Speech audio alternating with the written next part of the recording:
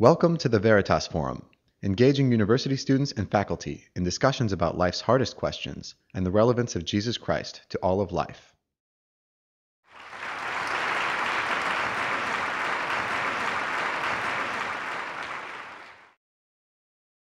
Thank you very much for taking the time to come out for this event.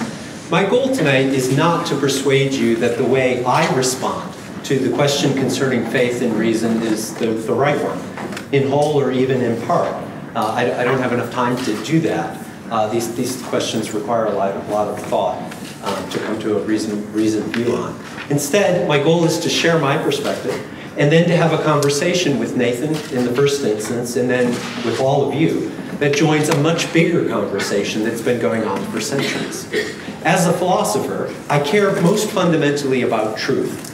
I want to know the way reality is and to conform my life to the facts, including the facts concerning what makes for true human flourishing, not just what might make me feel good.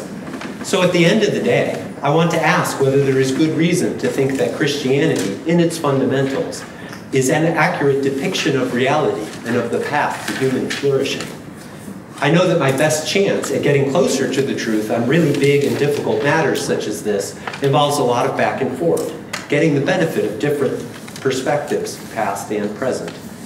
I am a Christian, and I will be speaking tonight of Christian faith. While it is good and important in our society to promote harmony across peoples of various religious faith and non-faith, by noting the moral values that most of us share, there is only so much one can say usefully about the relationship between reason and faith generically. Jews, Muslims, Christians, and those of more eclectic, private blend varieties of theistic faith face importantly distinct questions concerning evidence and goodness of fit with what science and history give us reason to believe. Our question, then, is the fit between reason and Christian faith.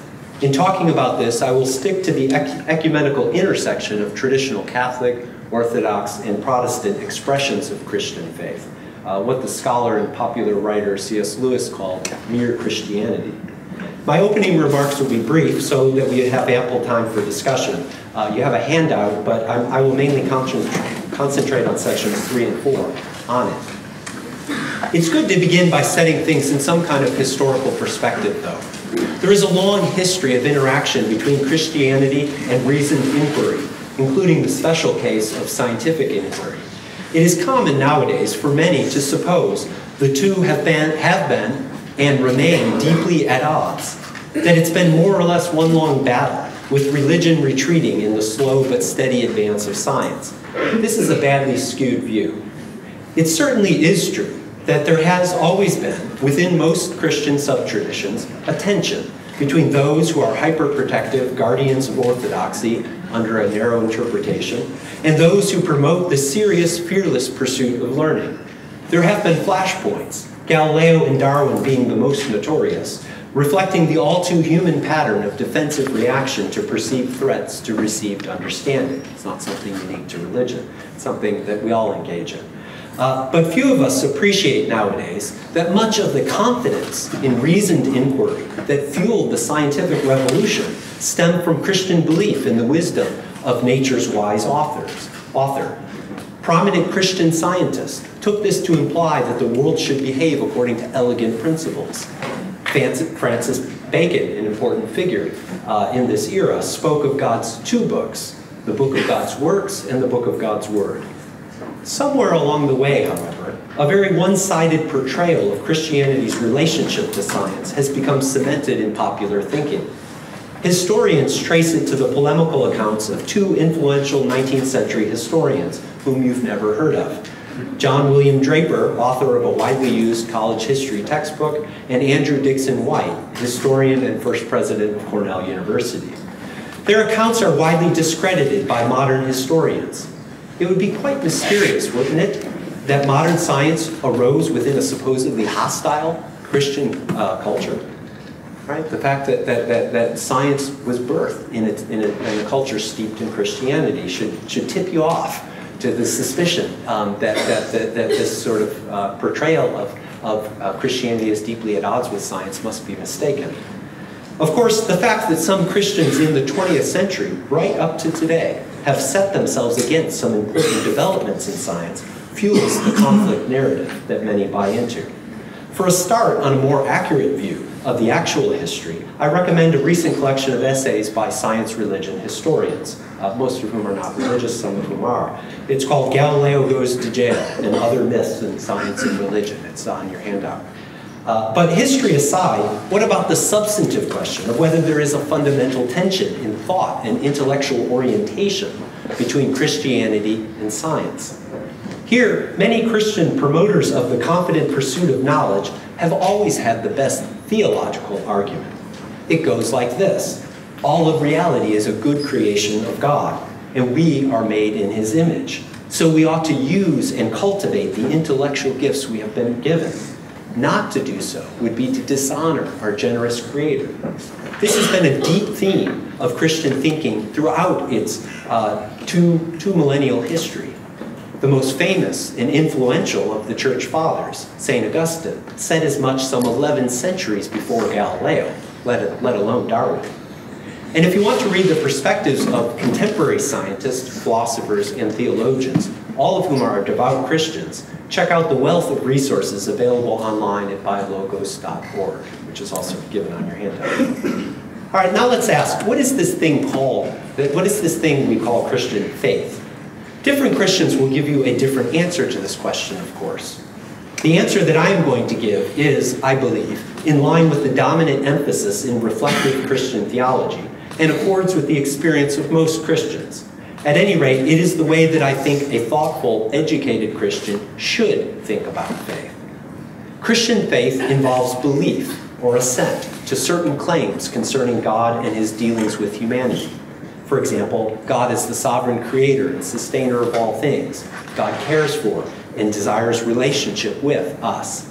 And God has revealed Himself and His ways through the Bible and supremely through His incarnation in Jesus Christ.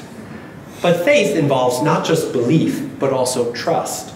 Our trust is expressed through a commitment to acknowledge God's authority over our lives and to live as He calls us to, where that involves sacrifice and risking things that would be of great value were our faith not true, perhaps our very lives.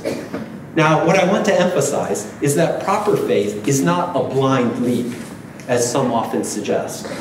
Rather, it is based in part on evidence that God is real and has truly revealed Himself in the way Christians believe. A person reared in the faith who comes in young adulthood to own it for herself, or a person who first comes to faith as an adult, takes herself to have evidence that she is in a relationship with a person who cares deeply for her and has communicated his love for her, to her and to the rest of us. At some point, she entrusts herself to God, not unlike the way that a person commits to, goes all in on a relationship with another human person whose trustworthiness is indicated by evidence, but is never proved.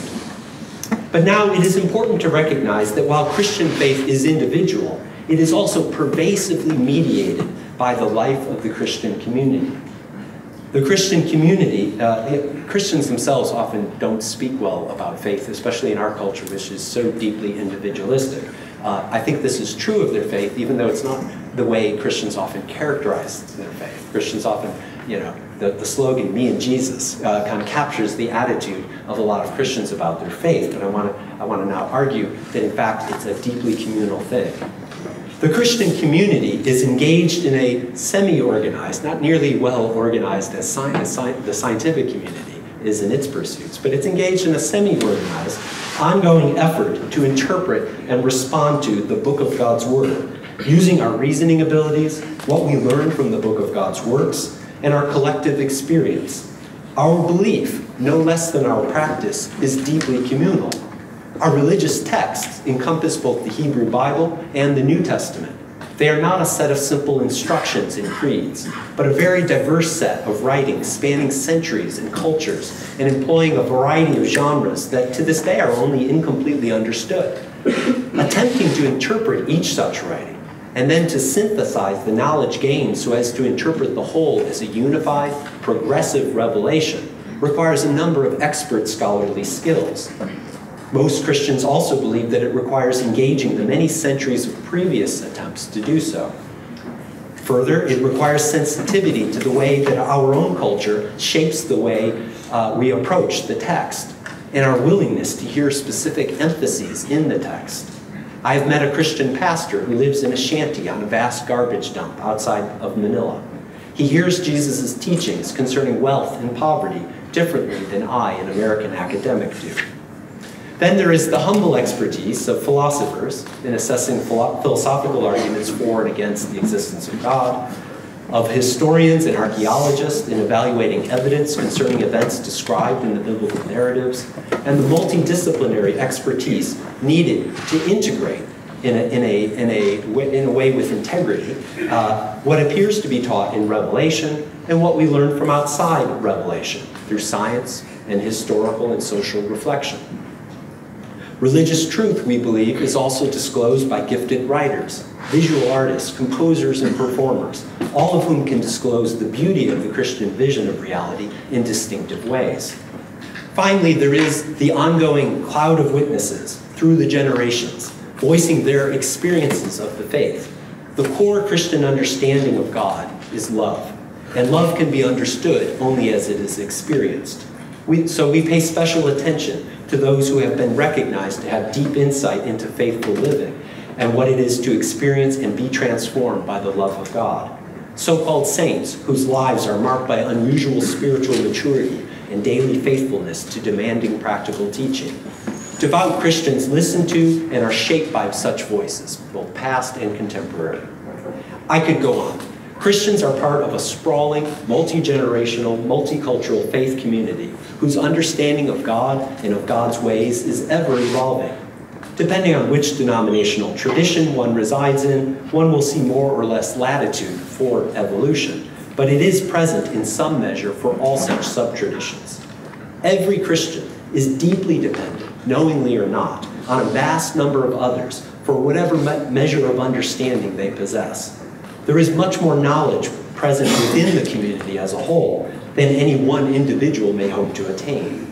And because the effort is ongoing, it is essential to well-formed faith that we continually seek better understanding. Hence, the use of reason is an integral component of proper faith.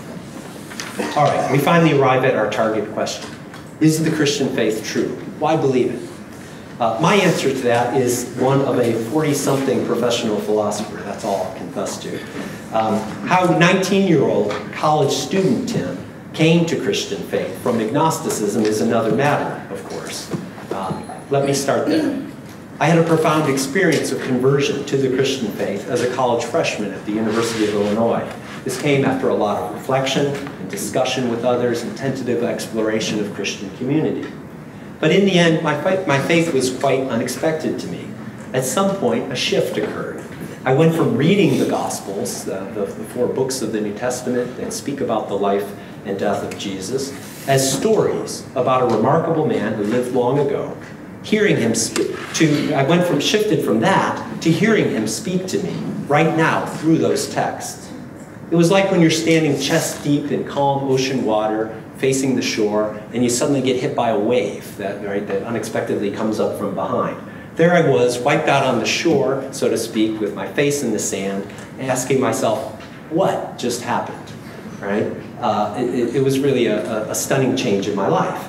But it happened. It was a profound experience. This naturally led me, being the sort of person I was, to want to study philosophy, to try to sort it all out. And so the period of my Christian faith has coincided nearly exactly with what turned into the lifelong study of philosophy. As I see it, each has benefited from the presence of the other in my life.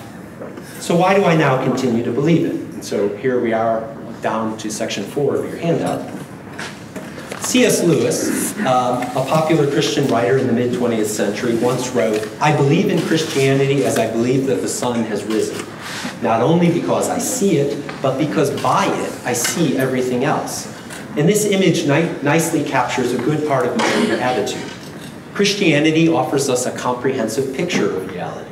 It has the resources to draw together and explain a number of things outside the scope of science. and to do so in a way that is fully congruent with what lies inside the scope of science. I believe that when well articulated, it offers the best way we have to synthesize what we know of the central personal and impersonal aspects of the world that we experience. Not everything we know fits so well with the Christian narrative. Widespread, intense, unjust, and seemingly random human and animal suffering seems hard to square with the existence of a benevolent and all-powerful creator. That too has to be weighed in the balance, and we can talk about that in the discussion. It's Nathan's job to raise questions like this on the other side, and time is short. So instead, I'm just going to end my opening remarks by highlighting three major points that, taken together, I see as significant indications of God's existence. Then I will note 3 points that I take to be significant indicators of the specific truth of Christianity's teaching concerning God. I will not here speak of proofs, as people sometimes do. The Enlightenment, well, partly the earlier Christian tradition that went before, but certainly then Enlightenment critics of Christianity like to demand proofs. But we have proofs for precious little in life. If you want proofs, you got to go to the math department. They offer proofs. Science doesn't give us proofs. Science gives us more or less evidence, powerful evidence on behalf of theories, and I think that's the right way to think about religious faith as well. The place to look for evidence for God, I suggest, is not in the current gaps in scientific understanding, though religious people have often been tempted to do just that. But with the great medieval philosopher-theologian Thomas Aquinas, I believe that here we are best guided, when we're looking for evidence for God, we're best guided by the understanding of God as the cause of causes.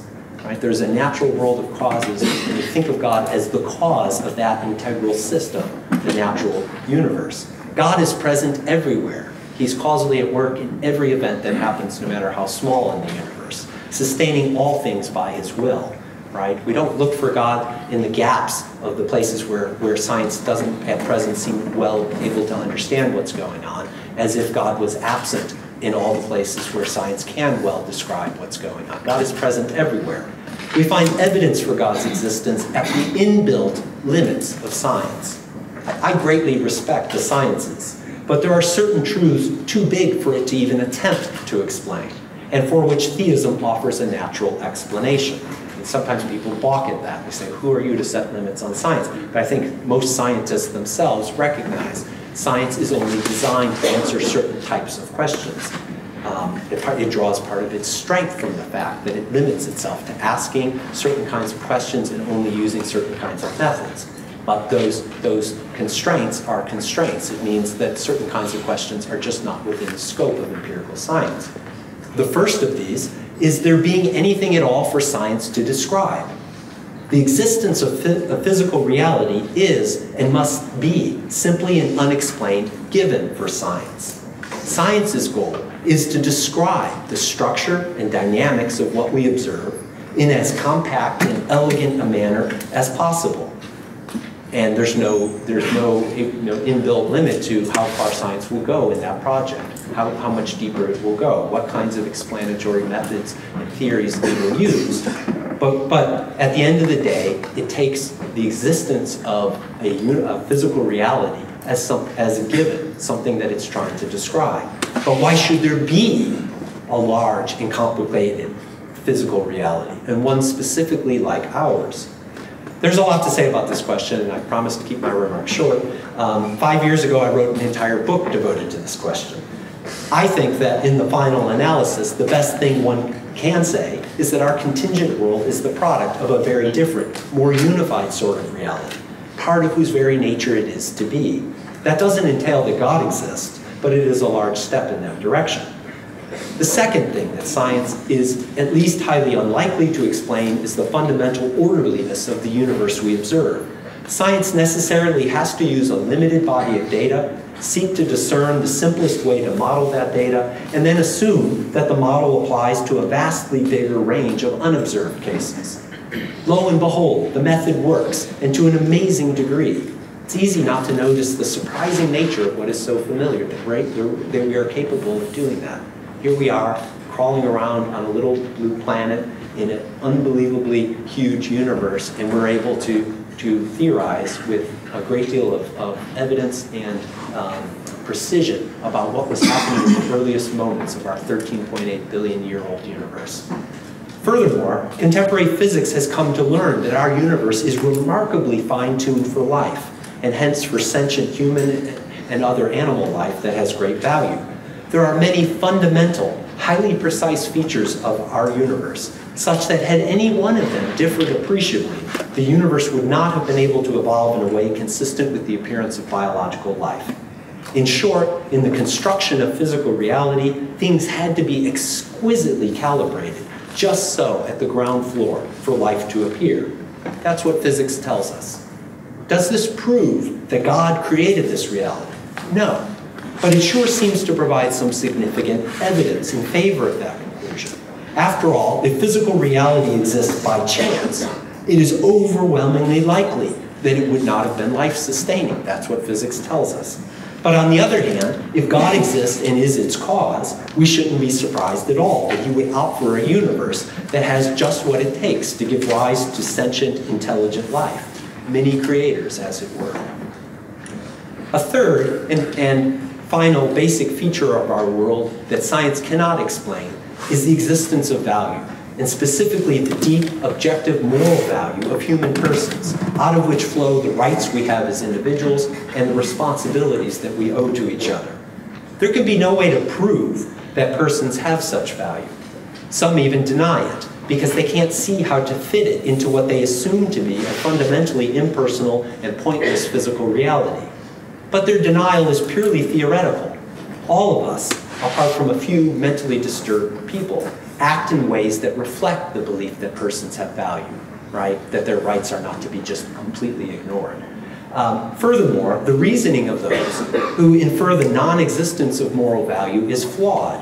They are letting their metaphysics dictate the evidence rather than inferring to a more adequate metaphysics from their evidence.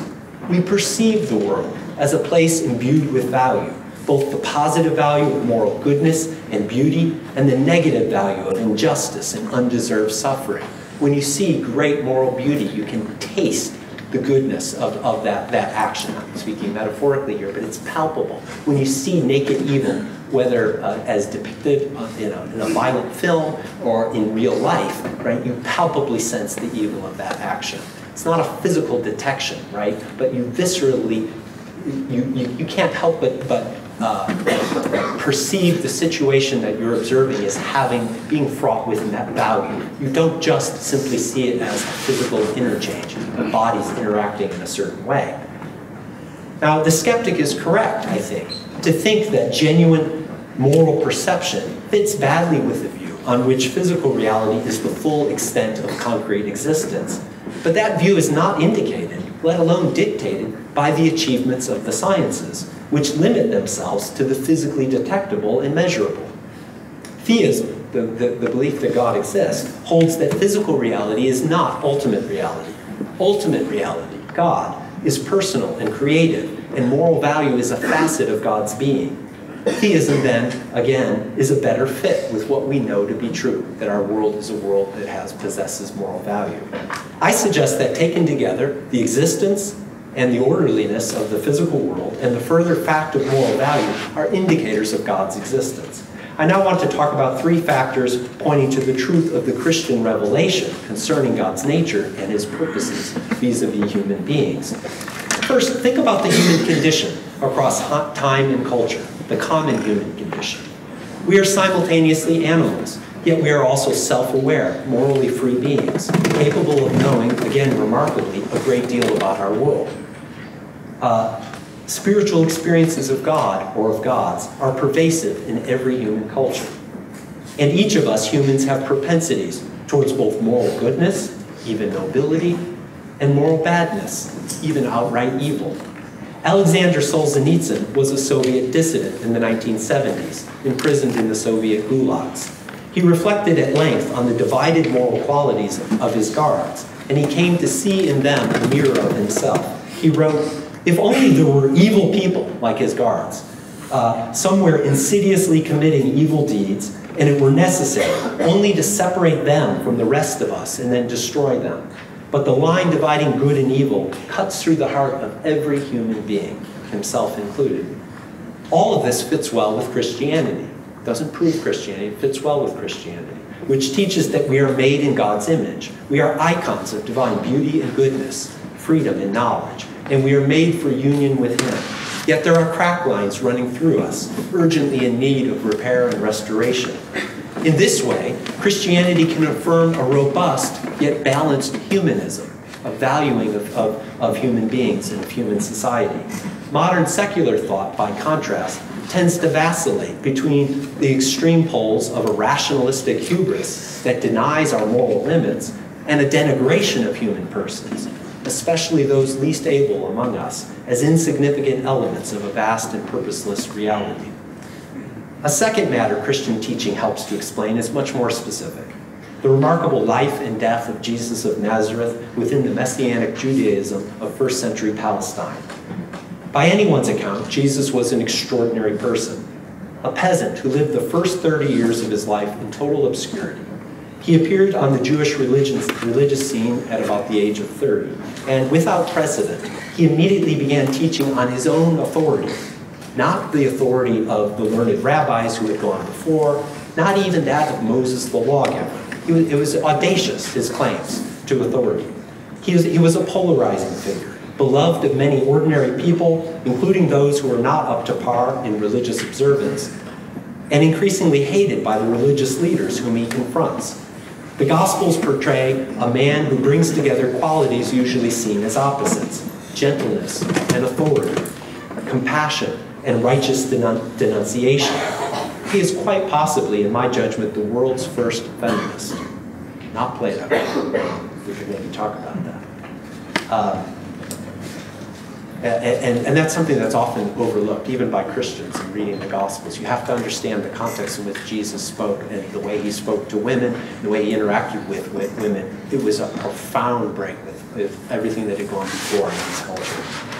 He speaks confidently of an intimate relationship with God, whom he addresses simply as my Father. And as his final confrontation draws near, he indicates more openly that he believes himself to be divine. As he is being put to death in gruesome fashion, he begs for mercy from God for his oppressors. Many of his followers then abandon him. Without obvious explanation, his dead body soon disappears. He had told his closest followers that he would be raised from the dead. Many witnesses say that they indeed saw and spoke to him subsequent to his death. They had nothing to gain and much to lose in making this profession, and indeed many of them die for it. Their lives are transformed by what they claim to be the encounter with the risen Christ. What does one make of all this? I can't begin to sort this all out now, obviously. My own take is that we have powerful evidence that something extraordinary happened after his death. Many secular historians agree with that much. Where one goes from there will depend on your background views, whether God exists, the likelihood that God should desire to communicate with us, his creatures, the intuitive plausibility of Jesus' message that we are in need of rescue and transformation. I judge that Jesus was who he said he was. I trust him. Indeed, the confidence in my theistic belief, my belief that God exists, is bolstered in part by the evidence that God has become incarnate and shared in our sufferings. It makes it easier to trust that God will ultimately redeem suffering, all of it. Final indicator of the truth of Christianity, I'll close with this, is the Christian church itself. In our culture right now, that sort of claim raises eyebrows, to say the least. But it is how I judge the matter, based on my reading about the church from its earliest days until now, and my own limited experience of Christian community. But let's start with the case against such a claim. There has been, and continues to be, much that is ugly in the Christian church. I believe this is commonly overstated by the church's critics, but that it has been true in significant measure is simple historical fact. At various times and places, assortments of villains in the church have organized some of the best in appalling activities, both large and small. But consider that the sole factor that binds all Christians together is our response to the unqualified love of God. The Christian community is an open doors community. This love is extended not only to fine, pretty people such as you and me, but also to the willfully ignorant, the annoying, the crazy, and the downright wicked. So that the church is always a bit of a mess, even at its best, is only to be expected. It makes appeal on God's behalf precisely to those most conscious of their many moral weaknesses and failings. Realistic expectations of the church should flow from realism about human beings. Despite the general mess and sometimes acts of evil, the church has been, to a far greater extent, historically, a tremendous force for good in this world. Christians have cared for the poor and infirm, and historically been the greater part, by far, of movements to acknowledge the dignity and rights of children, women, and others who have been oppressed. Even where opponents of Christianity have played an equally important role in spearheading such movements from the Enlightenment on, their moral convictions have been profoundly shaped by Christian values. If you were raised, by contrast, in a deeply flawed Christian mini-environment, as some of you no doubt were, it will be hard for you to see the church's goodness. I have been able to experience, in tastes or more deeply, a pretty wide array of Christian communities, including some in other countries. Sure, I sometimes see appalling stubbornness or stupidity. I have faces of individuals in my mind as I say that. But I also see, in greater measure, beauty and wisdom and sacrificial living. I have been personally nurtured in faith through the generous kindness and friendship of many. With humility, I hope, and much respect for the goodness plainly visible in people of other faiths and none, many of whom I am pleased to call friends, I am persuaded of the following. If one surveys our globe, looking for a combination of historical and moral signs of a powerful and loving God having instituted a reasonably cohesive community as the very human vehicle to reveal himself to all of us, there is no better candidate than the Christian community. Thank you.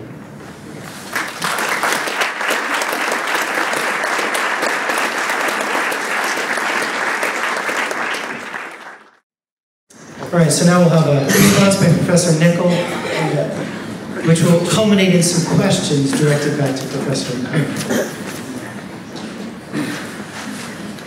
Plato was the French feminist. Okay, so compared women to dogs, but all right, go on. Guard dogs, though. He gave them an important role.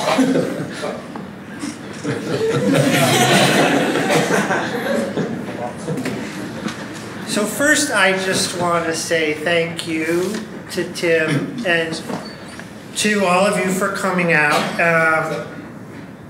I'm grateful for Tim's vigor, how robust a presentation he gave.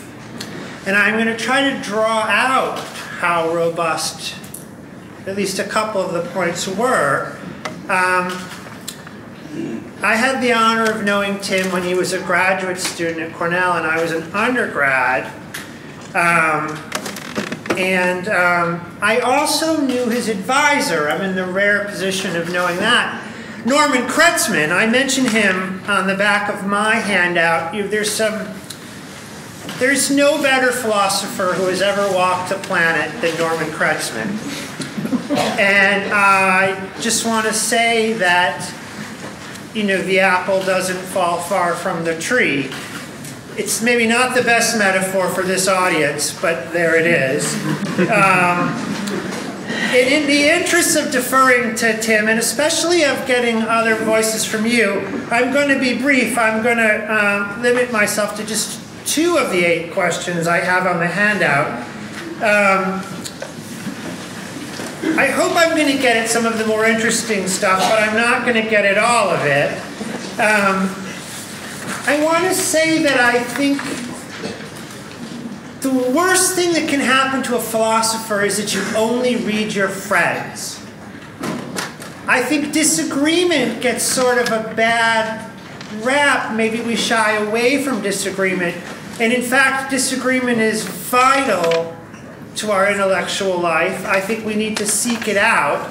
And I want to say in advance that though I think there are serious questions and objections to Christianity, that doesn't entail that I think it's false. I mean, I guess I'm an agnostic, but every serious theory, every theory worth thinking about has serious objections.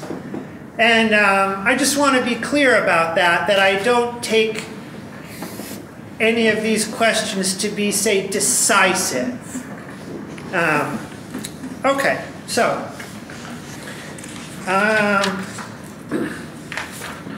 this is trimming.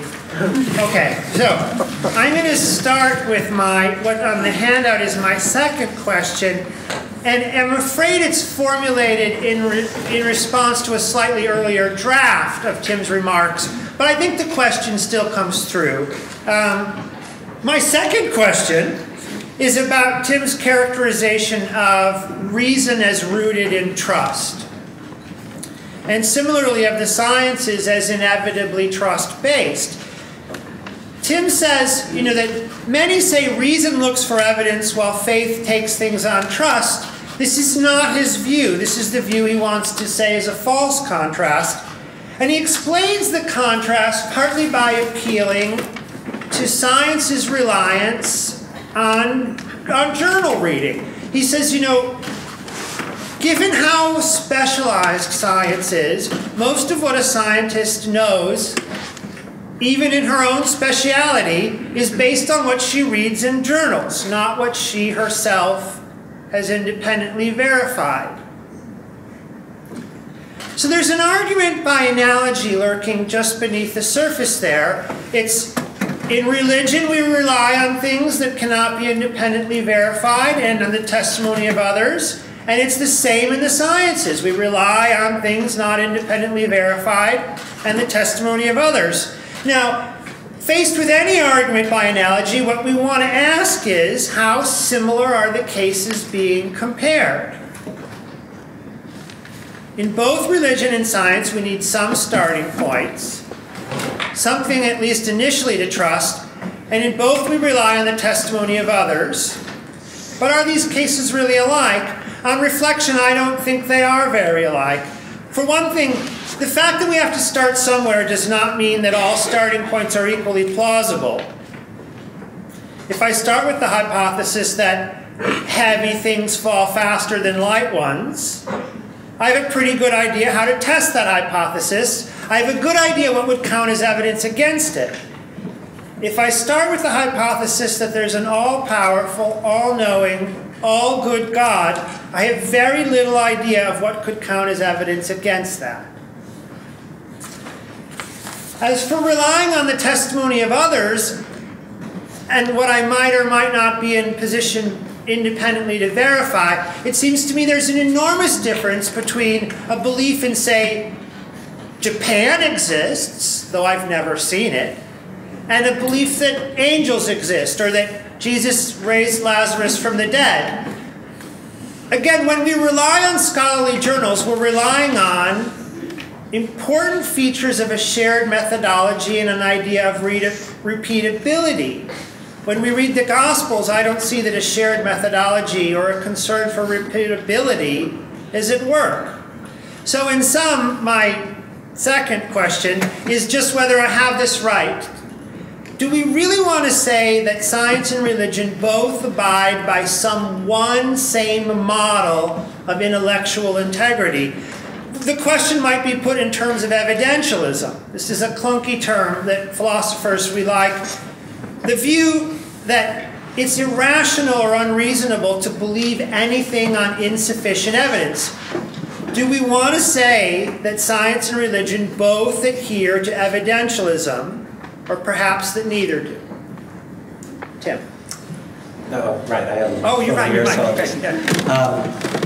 Yeah, so I mean, evidentialism, that it's irrational to believe on the basis of rationally insufficient evidence is a truism, right? I mean, if we mean by sufficient, rationally sufficient.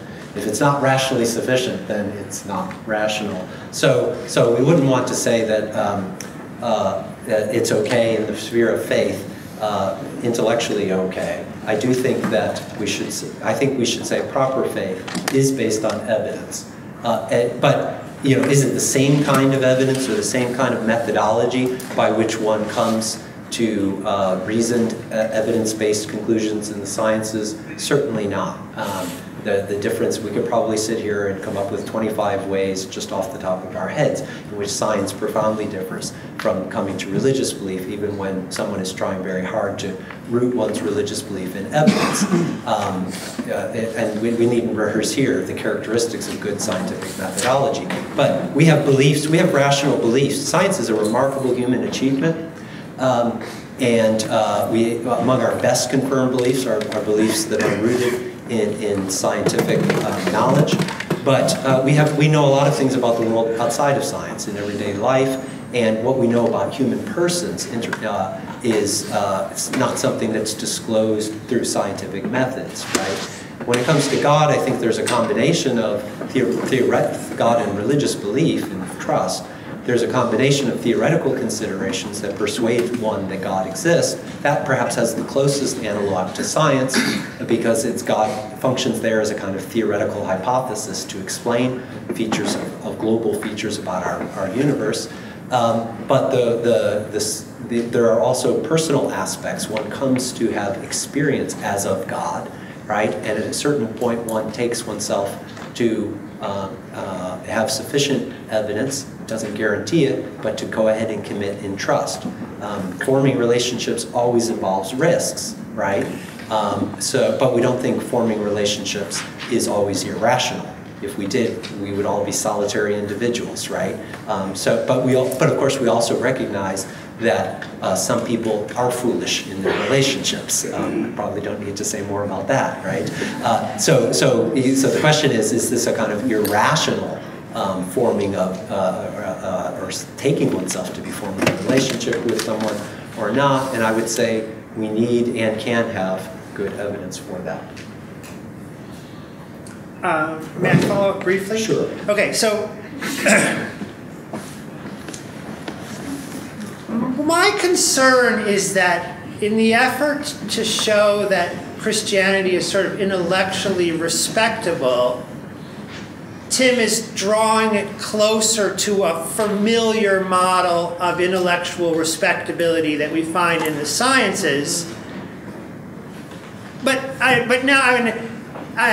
Whereas I want to say, no, there's more than one model of intellectual respectability. And I guess finally we agree on that then, right? So that it's not the case that there's just one scientific model of intellectual integrity and any theory better measure up to that. Yeah, I agree. I mean, unless we're talking at such an abstract level that we can make everything conform to a highly abstract characterization, like only believe what you have some evidence for, or something like that. But if we're talking in more concrete terms, the kinds of models that science follows, models for reasoning and theory formation, are different in important ways from the kinds of models we follow in forming beliefs about other people and their trustworthiness, right? As well as religious, right, models that religious people have for when do I, under what circumstances is it reasonable for me to engage, commit in this religious life of community. Yeah. Okay. Well, if he agrees, it makes me want to rethink my view. But okay, so we really want to hear from you, and I'm eager to draw you in. So I'm just going to ask one last question. I'm going to go to my last question. I'll say in advance, it's a little unsavory. But I think it's probably the most serious question, or it's the question that I find the most devastating in some ways. I guess it's worth saying this is not an argument, but I think it raises a very serious question, and I'd like to sharpen the question to a particular point. So please bear with me for just 1 minute while I set this out, and then Tim will reply, and then we'll want to hear from you. So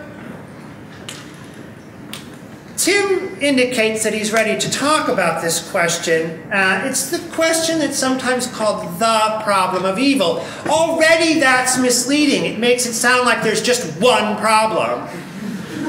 In fact, there are many, the problem, right? No, there are several problems here, and let's distinguish two. One question we might call the logical or the intellectual problem of suffering. This is the question of how there could be any suffering at all. Isn't it a little odd that an all-powerful, take that very seriously, all-knowing, all-good, God would let even one child suffer? All-powerful, all-knowing, and let one child suffer. This is the intellectual problem, but maybe there's an answer to that. Maybe we say there's some greater good that requires that. Maybe the cultivation of compassion is somehow worth letting one child suffer, or maybe there's some greater good that requires the suffering of a child. But there's another question, not the intellectual one. We might call it the evidential question, and that's the question of why there's so very much suffering. You might want to say right away, well, it's because of free will. And that's an important line of defense. We could talk a lot about that. For everything that we say about that, it's going to leave the problem of natural disasters. Consider the tsunami in the Indian Ocean, December 26, 2004. It struck mostly Indonesia, but in any case, it left 150,000 people dead in a day, millions more homeless and broken. The earthquake in Kashmir on October 8, 2005, 100,000 people dead in a day. The children were at school, and most of them were buried under their collapsed school buildings. This is beyond horrible. According to the World Health Organization, about 800,000 children die each year just from diarrhea, just because they lack clean drinking water. In the last decade, that's 8 million children. I think it's worth taking a moment to try to take the weight of that number. I find I can't really do it.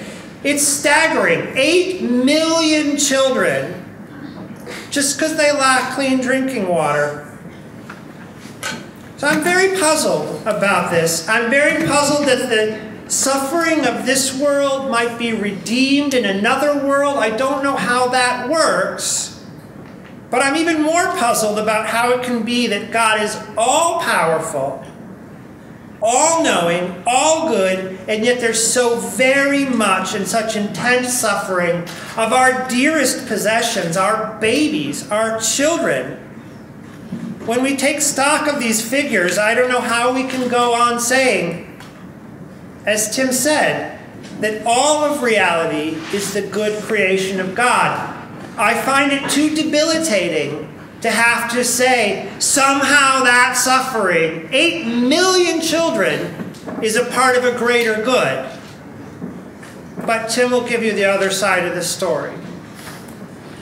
All right, thanks. Yeah, right, the problem of suffering, human and animal suffering, is the most significant objection to the belief that the world that we are a part of is the product of a good and loving God who is capable of doing anything within the constraints of logic alone.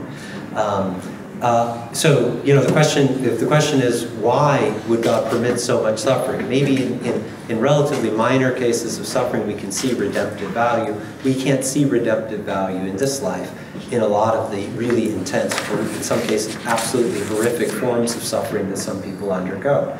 I don't have an answer to that question. I don't think anyone else has an answer to that question. People have been talking about this question for millennia, both within the Christian church and outside of it. And I'm very familiar with a whole range of possible answers that people have offered, and I'm not satisfied by any of them, or by all of them taken collectively as a one big conjunction. Well, maybe this explains this, and this explains this. right? But does that mean that suffering provides decisive or even significant disconfirmation of the claim that God exists, right? It might just seem obvious that it does, right? And typically when people raise the issue, they raise it, as Nathan did very eloquently, in the form of reciting, drawing our attention to some of the most evil aspects of our world and say, how could a loving God allow this? And as powerful as that is, as powerful as that can affect us, especially if we ourselves have directly experienced evil of that sort recently, it's important to note that that's not by itself any kind of argument concerning concerning the claim that God's existence is rendered unlikely or impossible given the suffering that we know of, right? So we need to actually think and say, well, there's an implicit argument, right? If we all feel the force of that, there's some kind of implicit argument that we're all thinking has some force. Right? When I say argument, I just mean a set of claims that we find either extremely likely to be true or certainly true that together lead to some conclusion, which is of the form, therefore, God does not exist, or therefore, probably, God does not exist. So what would that argument look like? We can formulate it in somewhat different ways, but I think it's going to have essentially this sort of structure, this skeletal structure. It's going to involve two premises and then the conclusion. The first premise is going to be the observation. Well, it's more than just an observation. It's going to be a claim. There is horrendous evil, that much we know. But there is horrendous evil that probably or certainly does not have or does not lead to any sufficient redemptive value that outweighs its intrinsic badness. Okay? That's the first claim. It's more than a claim just that there is such horrific suffering. It's that it does not lead to any redemptive value that outweighs its badness. It's a plausible sounding claim. People have tried to say what kind of redemptive value could it lead to, and when we're talking about the most gruesome sorts of things that happen in our world, we draw blanks, right? So it sounds plausible. Second claim that I think is true, clearly true, if God exists, he would permit those horrendous suffering kinds of evils only if there were some kind of outweighing good which those forms of suffering ultimately lead to, right? He wouldn't just allow it just gratuitously, right? That is, if it had no particular purpose, right? Because that would be inconsistent with his goodness. So the conclusion is drawn, either certainly or very probably God does not exist. I want to say that as much as we feel ourselves inclined to assent to the first premise, we shouldn't, right? We're not in a position to assent to it, right? The first premise, again, being there is horrendous evil that probably or certainly does not have any redemptive value that it leads to that outweighs its intrinsic badness. Why might we think that that's true? Well, because we look for such a value and we can't find one. But now think about when we go looking for things and can't find them. There are cases and there are cases, right? So if I go into my refrigerator on a Friday night after a long, hard week of work, and I survey the shelves of the refrigerator and I look for beer and I don't see any beer, I conclude probably, very probably, there is no beer, sadly. Right? That's a reasonable conclusion. Now, sometimes, I say probably because, sometimes something is just right there in front of your nose and for whatever reason you somehow look past it, but it's very good evidence that it's not there. If you looked, right, and you don't see it. It's a middle-sized object. Refrigerator is a small space. If it were there, probably I would see it. Very reasonable inference, right? But then, suppose I look outside of my back window of my house out into my overgrown back lawn, and I ask myself, are there tiny slugs crawling around in the dirt out there? And I don't see any. I look and look and look. I don't see any signs of them at all. If I draw the conclusion, probably there are no slugs, that's not a reasonable inference. Why? Because even if they were there, there's no reason to think I would see them, right? The fact that I don't see them, it doesn't make it very likely that they're not there, right? It's because of the nature of the case. Right? If I, Scientists tell me there are galaxies, untold hundreds of millions of galaxies, not just stars, but galaxies outside of our own. And I look up at the night sky and say, I don't see them. It would be very, very foolish for me to infer, therefore, probably they're not there, because if they were there, I would see them. So then the question is, when we go looking for, in kind of conceptual space, what are we looking for? A reason that would justify a perfectly powerful, perfectly good, omnibenevolent, all-caring God for permitting horrific suffering within some of his creatures that he cares for, right? Because it would lead to some, ultimately, he can bring redemptive value that would vastly outweigh the intrinsic badness of that suffering.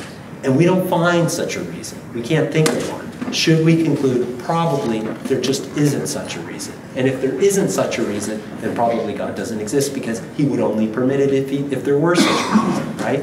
And I want to say, no, this is more like looking out my back window for the slugs in the grass than it's like looking in my beer for a refrigerator. And the reason I want to say that, I don't mean to be, I don't mean to be just poking, what's the word I'm looking for here? I don't want to trivialize the problem of suffering. Suffering is horrific. People undergo suffering, experience intense pain, and sometimes go into deep depression when they lose a child, or they suffer some kind of horrific evil. I'm not trivializing that at all. I'm just wanting to say there is an intellectual puzzle here, right? We can't see what the purpose could be behind such evil. But I want to say, we sometimes people say, well, you know, they in effect they think, well, if I were God, I wouldn't do that, right? I have no idea what it would be like to be God. And to think, I mean, a morally good God who is omniscient, who sees all of time, right? Who is omnipotent, who has the capacity to survey every detail of our universe all at once and see things from beginning to end. I just can't do that. I can't see from beginning to end of my work week, right, in any detail. In my own little tiny, tiny little speck of the sphere of the world that I inhabit, let alone all that's going on among the 7 now billion human beings living on the face of this planet. I can't imagine what it is to see how they interact in certain ways, and there are kinds of connections that are going on, right? So I feel like I'm just in a position, as horrific as and just muted as contemplation of some kinds of evil is, right? Where I just have to fall silent and say that is horrible, right? Still, when I ask, is this reason not to think that God exists? I have to say, I just can't see things from God's perspective. I'm like an amateur chess player, or very weak, like a childlike chess player, right? In comparison to a chess grandmaster, right? Young children, if you ever taught your children to play chess, they understand the basic rules and stuff, but then they just think one move ahead. And that's it. They don't have complex strategies going on. They're not in a position, if they're very young, to even fathom. I mean, there are geniuses, right? Very young. But I'm talking to the typical young kid. They just can't see complex strategies. Chess grandmasters, part of what makes them so good is they have the capacity to contemplate 6 or 7 moves ahead under every possible, significant variable, and kind of play it all out in their mind. It's an extremely difficult thing for human beings to do. 6, 7 moves out. You're extremely gifted at chess if you can do that 6, 7 moves out, right? So a chess grandmaster might play me and might take his queen, the most valuable offensive piece that he has, and put it boldly right in the center of the chessboard where I can easily take it with my pawn, right? And it doesn't seem at first, within a move or two, like it's going to do any damage to me to take that queen. It seems like a colossal blunder, right? But if I really am playing against a chess grandmaster, he might be setting me up for a chess checkmate, right? This might be bait that somehow is drawing me out of position, that it'll take him several moves before he can exploit that weakness and checkmate me, right? And I think that's the situation we're in. No, we can't see it. We have no good explanation whatsoever for horrific evils, but we're not in a position to say that there could be no such reason. We can't contemplate even what all the goods there are, right? God can be aware of kinds of moral goods that we might be capable of experiencing when we are transformed, subsequent to death, right?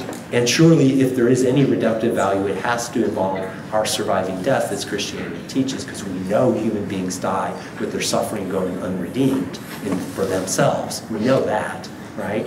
So it has to involve an afterlife. But how could God possibly transform us and heal us in such a way we would be capable of experiencing retroactively great good, even in looking back on the most painful, ugly moments of our earthly lives? We just don't know.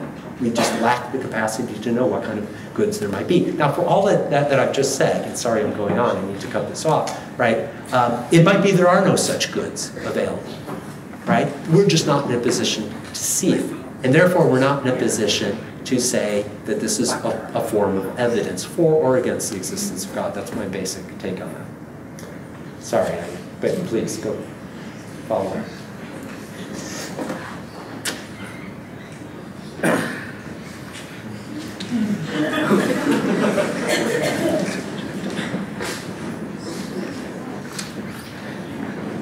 Well, Tim said a lot of things. Compellingly true things. And I'm gonna just say just two, or very briefly. And then we really want to take questions from them.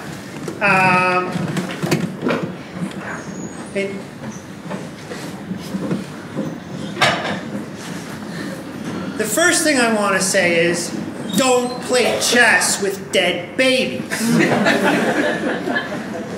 Right?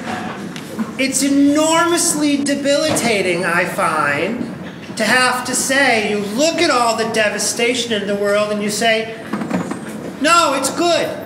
It's good. This is God's good creation. And if 800,000 children have to die each year of diarrhea, well, you want to make an omelet, you got to break some eggs, right?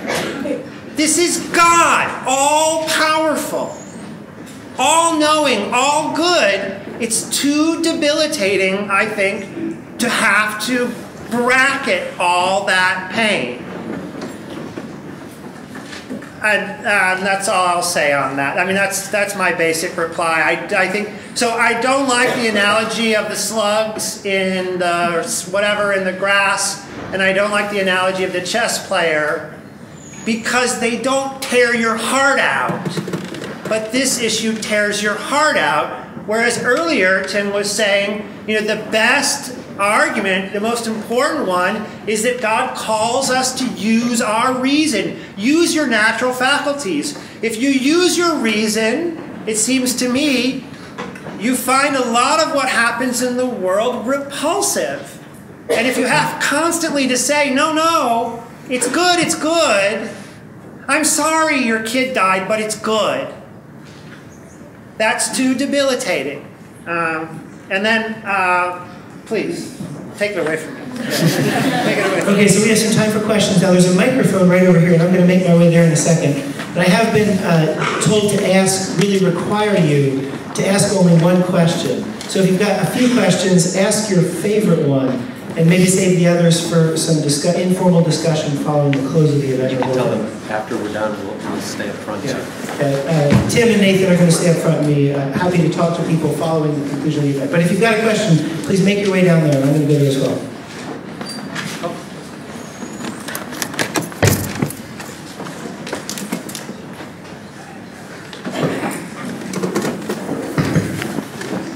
Professor Connor, thank you for joining us this evening. Good? Good. All right, my question is about your opening remarks. Specifically, it's about a secular spectrum that you illustrated. The two extremes in the spectrum lie between rationalistic hubris and a complete and total denigration of morals. My question for you is, when we look at this rationalistic hubris in a secular society or a secular worldview, view of knowledge, which in my learning is a worldview that relies on evidence-based knowledge, peer review, questioning things, starting out from an assumption that we don't know what's going on. But it's amazing that we do know the things that we've learned. but that we don't know everything. There's a humility, and there's questions to be asked. And this is an extreme on your spectrum, this rationalistic hubris.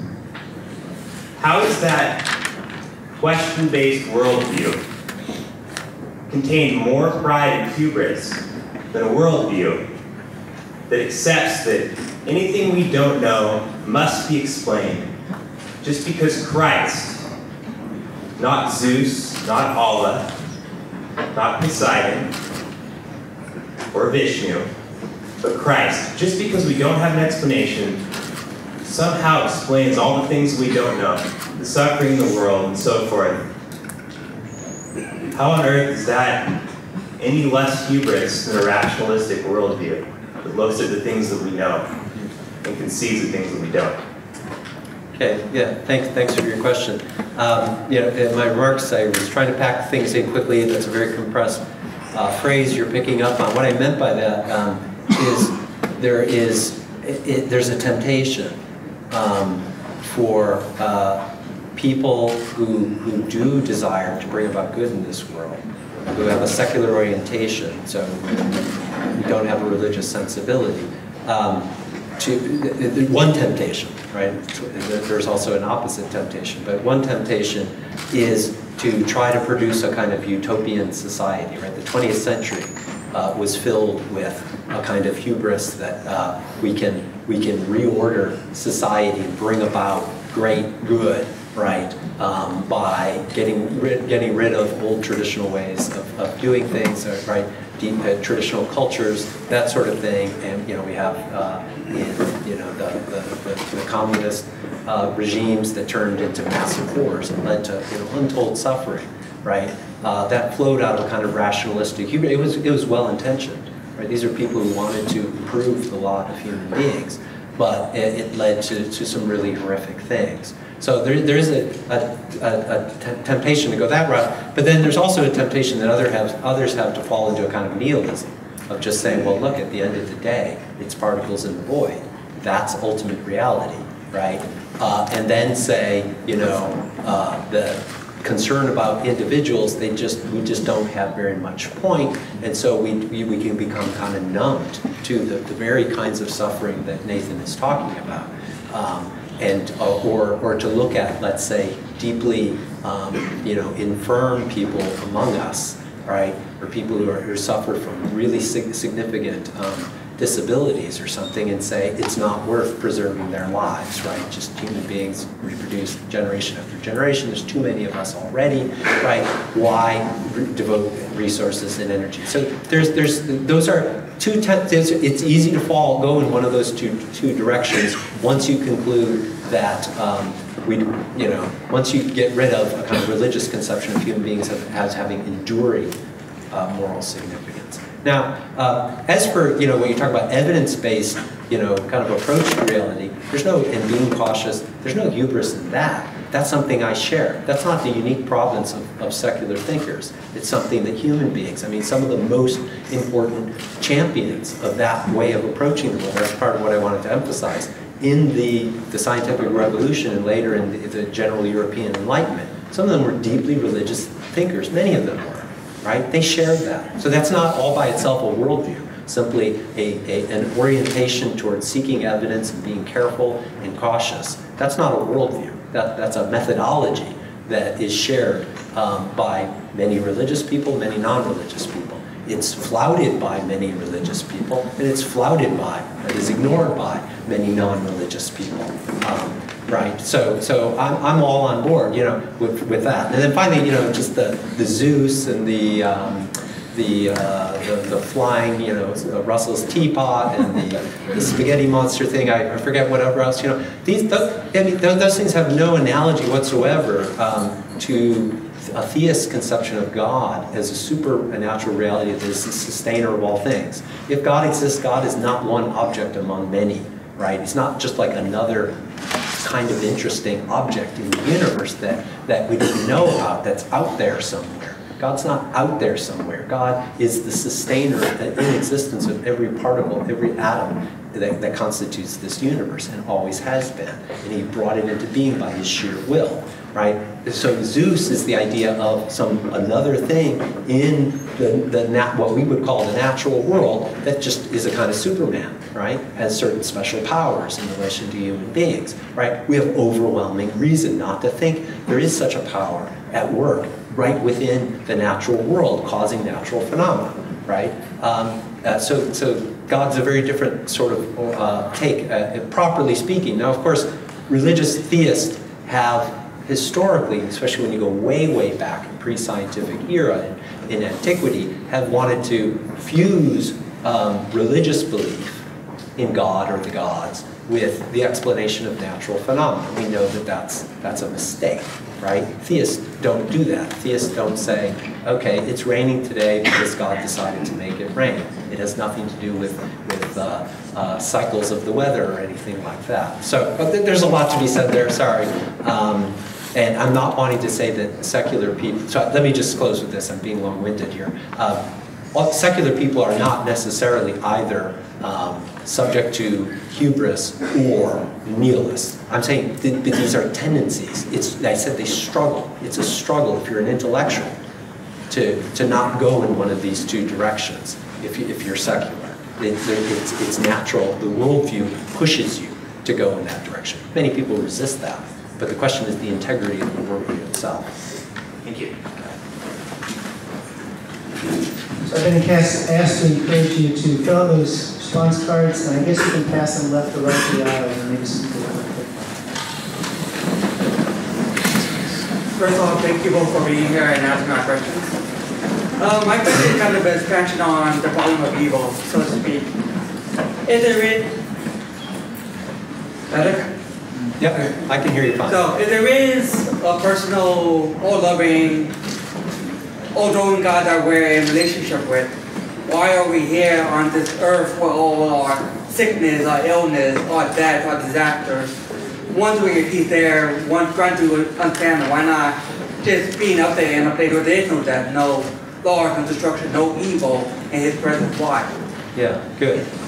Again, I don't know a satisfying full answer to that question, but I do think there is value in human existence as we know it, that at least the kind of existence that many of us are able to experience, a developmental existence, right, of exercising our abilities and learning about the world, increasingly gaining control over it. These are valuable things. These are things that we human beings naturally value, engage in projects. So Christianity doesn't say, I think properly, it doesn't teach that, well, ultimately, all this, forget about all this, we're just going to be like, angels in an unending heavenly choir, and we're not going to be anything like human beings anymore. I don't think that's a proper understanding of Christian teaching regarding heaven.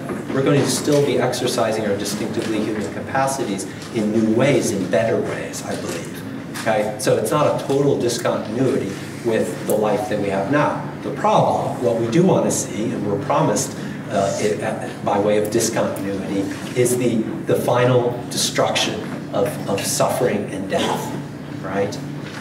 That's, but now you say, yeah, but why have that to begin with, right? We don't know the complete answer to that. We do know that suffering can have some redemptive value in some cases. We don't see how it can have that in other kinds of cases, right? But again, I would say, God has His purposes. And I'm just not in a position to assess what those are. But I will say, as a Christian, it's very, Nathan talked about, it's debilitating.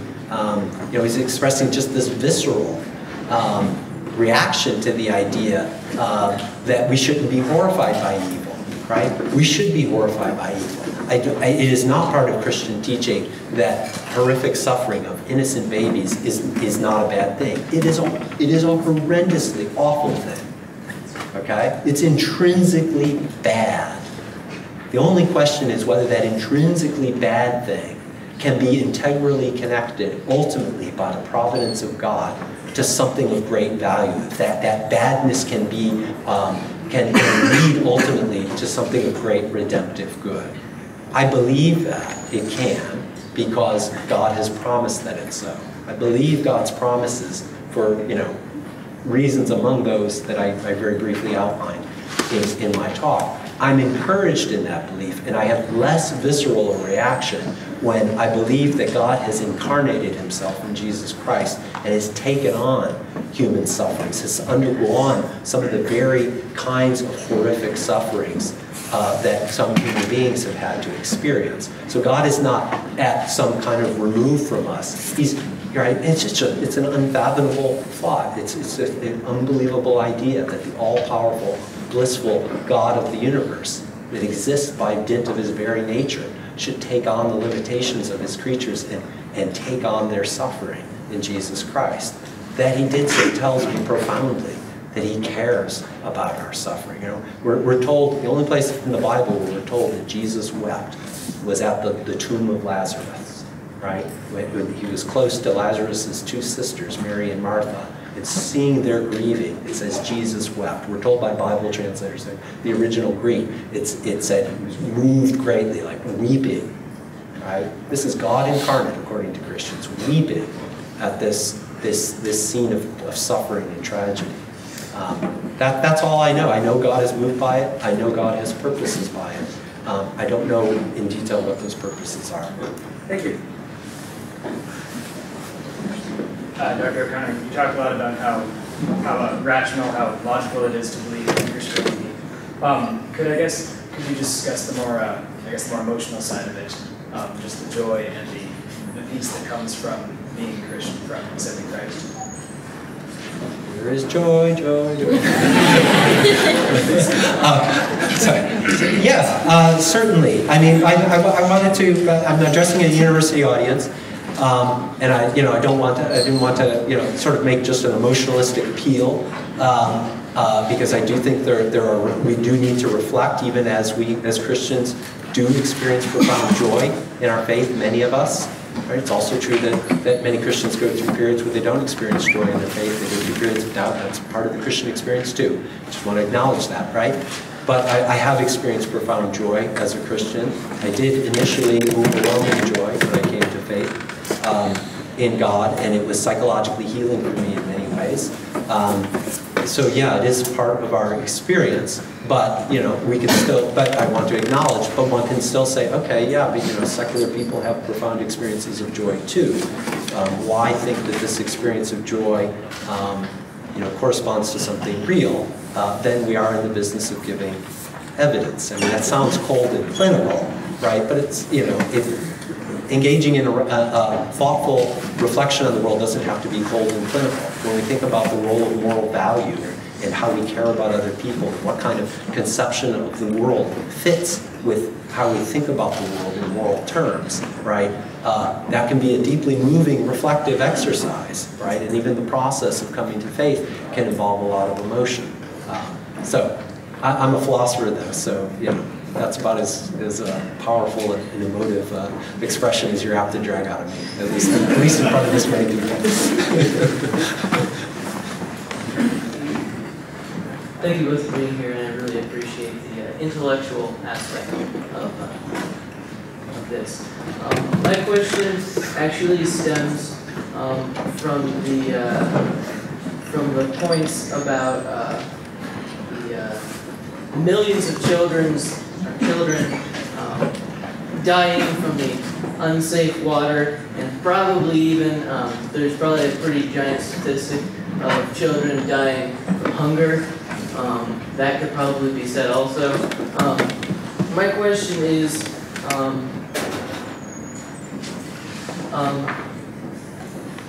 is there a case that can be made to say that even though there are children dying, there's this giant need for clean water and clean food, but the fact that the world has the ability to not have that happen, and people have the ability to stop that.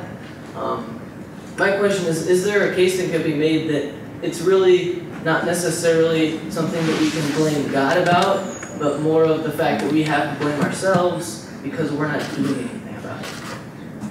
Amen. I'm only looking over at you because at any point you want to jump in. I can anticipate what you would say.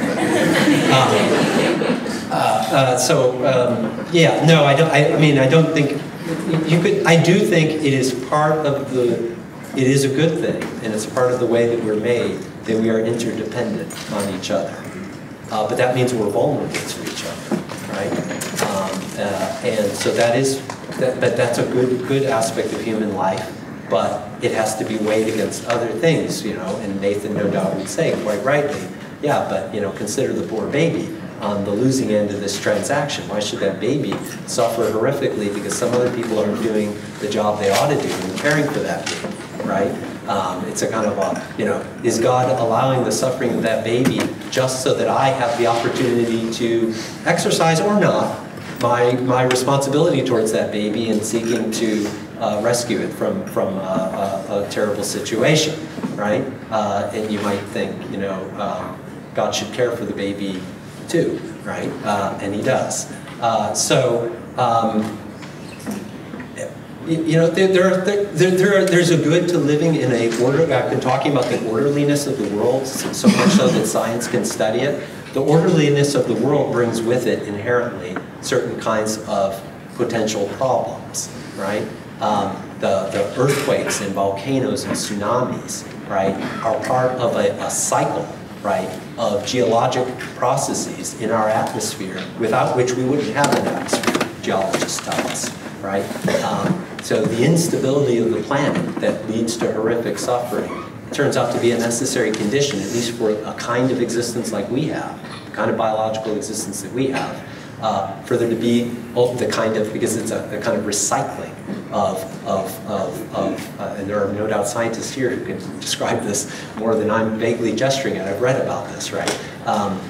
Recycling of various kinds of harmful kinds of products as well as necessary products, and creation of an atmosphere. Plants without atmospheres, right, can't sustain life. It becomes too hot, right, among other problems. But you know, does that all by itself say, okay, that takes care of tsunamis? No, I don't think so, right? But you know, it shows you that things are complicated. Things hang together in ways that aren't always apparent, right? It's good to live in an orderly world that can be studied. We need there to be an orderly, by orderly I mean a law-governed world, for us to be able to predict and anticipate and plan long-term what we're going to do, right? And a world like ours, it turns out that these kinds of predictable things involve certain kinds of predictable forces that we learn to get better at anticipating and getting out of the way of when they can do great harm. But having said, I think that's probably a small aspect of a possible answer to this question, but it's far from adequate, right? You can't, even if every human being in history, we now are in a position to mobilize large numbers of human beings and go to places where famine or dirty water happened. For most of human history, that wasn't possible, right? Even if every human being that was well-fed, well-nourished, and so forth had sought out to help other human beings somewhere on the planet that might have been struggling, they couldn't have done it, right? So no, I don't think that's. Sorry, I wish I could give a better answer, but I don't think that's going to do the trick. It's harder than that. Thank you. Yeah. So, Dr. O'Connor, I have a problem with creation because it says God is all-knowing and all-powerful and all-loving, and it also says that in the beginning He knows everyone before they're born. He knows what you'll do in your life, correct? No, it doesn't say exactly that. It just says before, in your mother's womb I knit you together, even before you were born I knew you.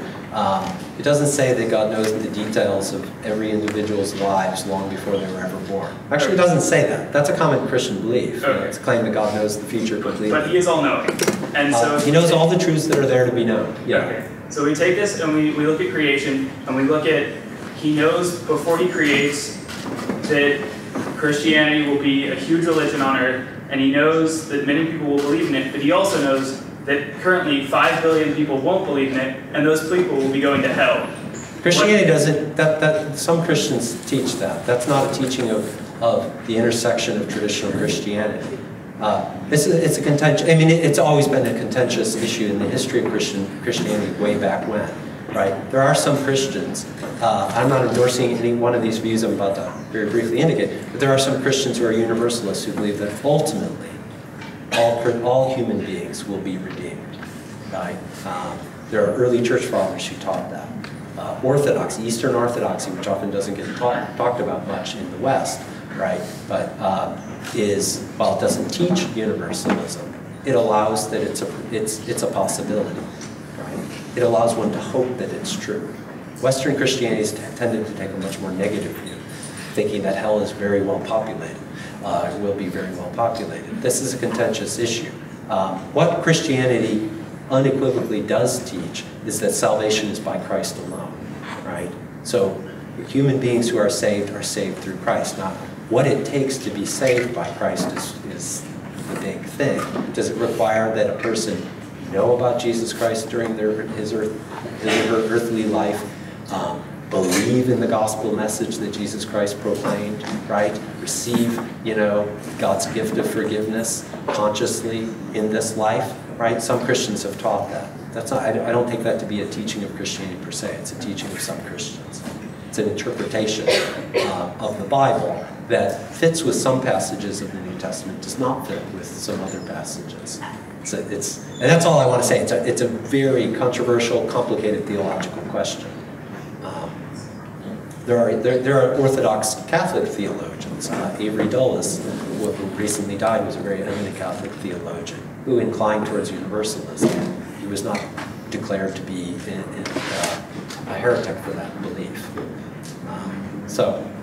Thank you. Yeah. Dr. O'Connor, first I'm going to try and assume what you believe because so I can't know. Okay. I assume that you believe that God is good, just, and fair, right? Yes. Okay, well, that assumption then, I'm going to borrow Dr. Nicol's words then, is you said faith is reason, trust, and then when you mentioned that, you brought up the thought that personal feelings and assumptions that you've had in your life are what led you to your belief in God. So you had like these personal revelations or experiences that led you to God. I'm just saying, I'm acknowledging it's part of it. It's part of it, reflection, but of course because part of coming to religious belief is experiential. Coming to believe that God is a living reality, that one has some glimmerings of, the Apostle Paul says, now we see through a glass darkly, then we shall see face to face. I never have had an experience that just, the heavens opened up to me and I was just so bowled over and God's existence was as palpable to me, as the hand in front of my face and just over. I'm not saying that, but I have had experiences, profound religious experiences that I've taken to be of God communicating his love to me. That's part of it. But that I wouldn't say it's just purely based on some subjective experiences I have. Not by a long shot, I wouldn't say that. Would you say that's for everyone, or just yourself personally? I'm sorry? Would you say that's just for yourself, for everyone personally? Because if every person then has to feel this objective or subjective view of God or religious, whether or not it's the hand of God or just something small, which they see God, obviously not everyone in here believes in Christian Judeo-God. So are these people not having these experiences, or are they just not seeing them? And how is God fair and just if he doesn't give them the chance to see them or have them? Yeah. That's a really good question. I believe Christianity teaches, and so I believe, that God has made us such that our highest good is to experience union with him.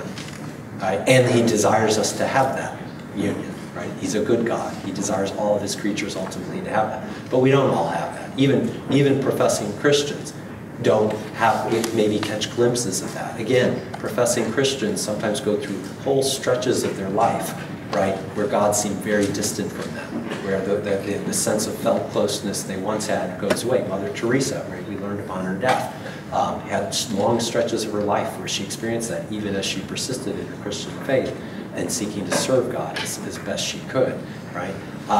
So it's not as if I've got something amazing that I've had and I just have continuously. Sorry, you don't get it. I don't know why. God privileged me over you. I just get a taste of something that I'm promised I will have in a much more profound, continuous way, ultimately, and perhaps you too. Now, why don't everyone get that taste in this life?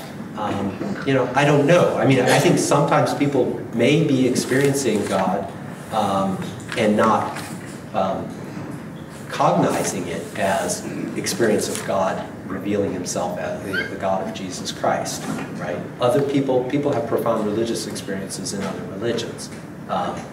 Christianity doesn't have an official view about how to think about that. How I think about that, how many Christians think about that, is they, in many cases, are having experiences of God, right? They have false beliefs, some true beliefs about God, but also some false beliefs, right, through which, in terms of which they process that experience, right? But they're having experience of God. It may be that purely secular people that don't have any religious beliefs whatsoever, who have profound experiences of awe and wonder in reaction to some of the beautiful aspects of our world, right? Maybe having, experiential contact with God, but they don't describe it as such. They don't think of it as such, right? So it's not clear to me. It's not at all clear to me just how much experience for all I know, you have had some kind of experiential contact with God. You haven't discerned it as such. So I'll stop there. If you wanted to follow up, I'm not sure if that answered your question. So I think we're going to take one more question. Oh, we got 2 people. May as well. All right, we'll do 2 more questions. Only one person hanging. We'll do 2 more questions, then we'll bring the night to a formal close. Getting to the ticket. Stay and hang out and continue informal discussion with Tim and with Nathan, and also with some snacks. So 2 more questions. Here? Dr. Nicol, I wanted to ask you about your, response to Dr. O'Connor's response. Trying to further the conversation. You rejected, please correct me if I misrepresent this. You rejected his argument because his analogies did not, in your words, tear out our hearts. I guess what I wanted to ask was, being that we're here to discuss, Christianity in the context of rationality, aren't we trying to appeal more to logos than to pathos?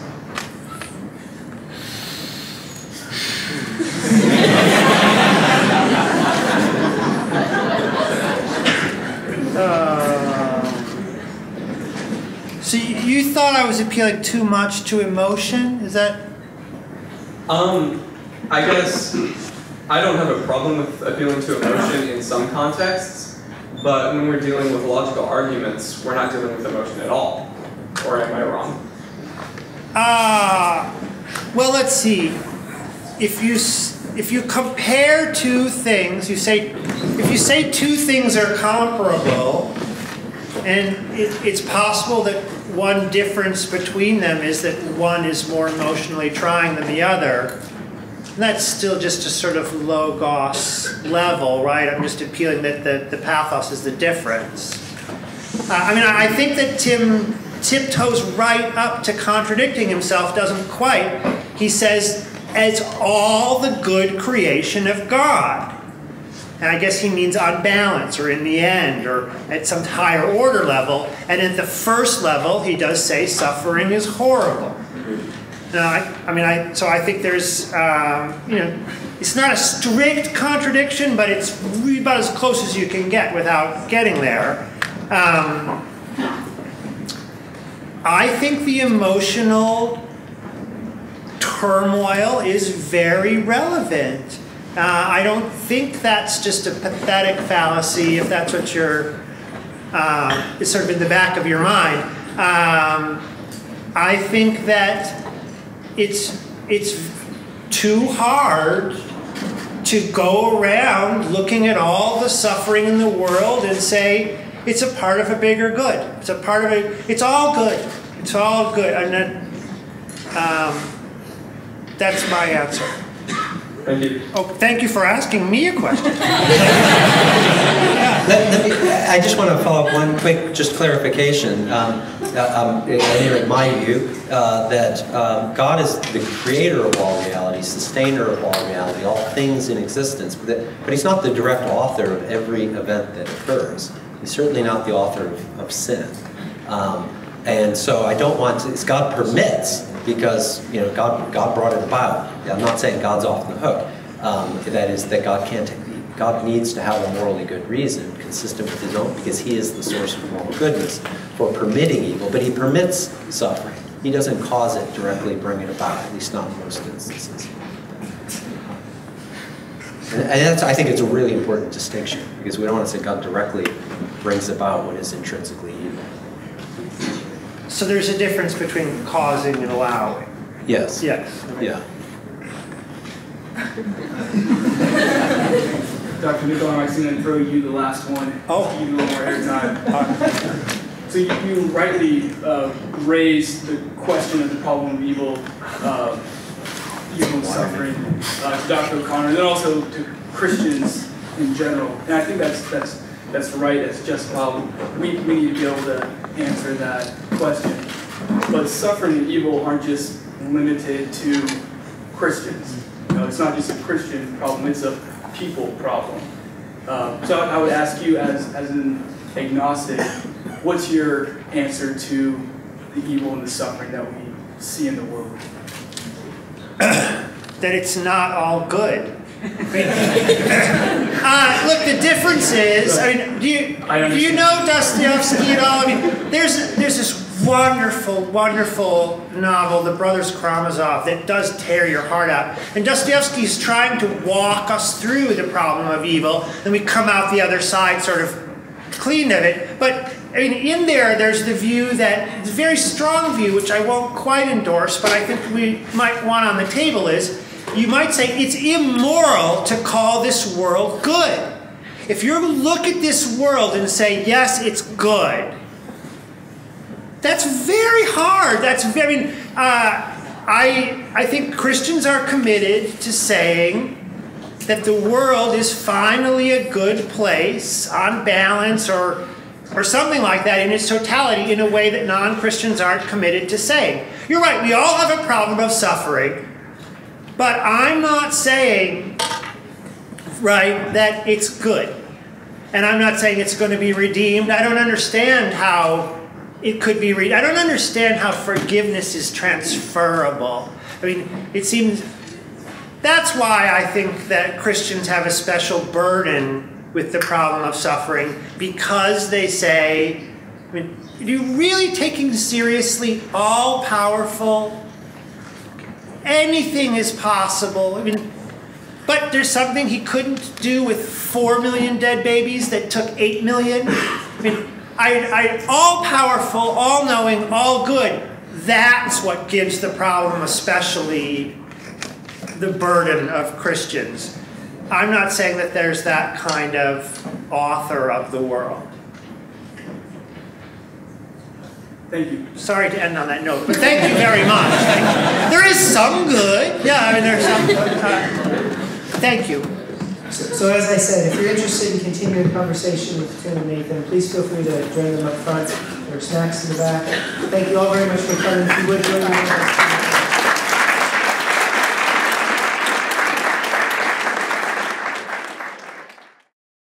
For more information about the Veritas Forum, including additional recordings and a calendar of upcoming events, please visit our website at veritas.org.